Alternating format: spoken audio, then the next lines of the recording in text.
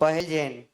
मम आराध्य गुरु प्रसन्न मना श्री 108 प्रणु सागर जी गुरुदेव के चरणान्वित में त्रिवार नमोस्तु नमोस्तु नमोस्तु। सत्संग सभी को त्रिवार नमोस्तु नमोस्तु। गुरुदेव, मेरा प्रश्न है, कहते हैं कि कण कण में भगवान होते हैं।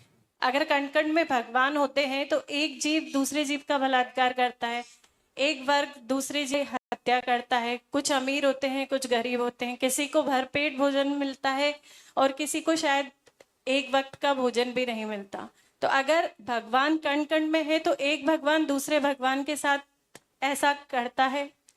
यह एक जिज्ञासा है कि क्या यह सही है कि कण कण में भगवान होते हैं?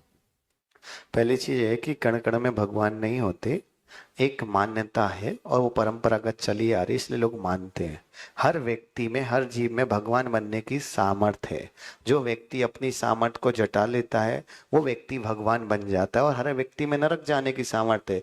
याद रखना, इससे भगवान हमारा कुछ भी नहीं करते। जो कुछ भी हमें मिल रहा है वो सब कुछ हमारे पुरुषार्थ और हमारे भाग्य से मिल रहा है। भगवान किंचित मात्र भी कुछ भी नहीं देते।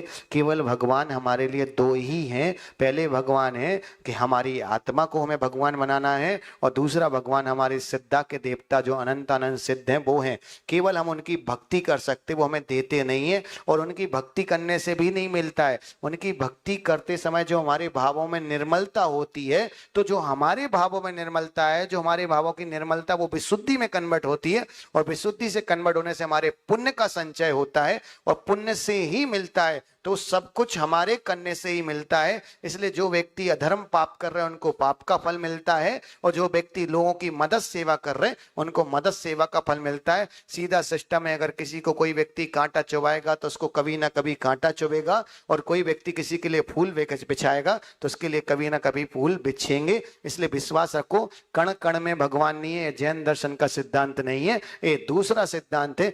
जैन दर्शन का सिद्धांत है कि भगवान बन ताकत है। जो व्यक्ति अपनी सामर्थ्य को जुटाता है, तपस्या करता है, वो व्यक्ति भगवान बन सकता है। नमोस्तु।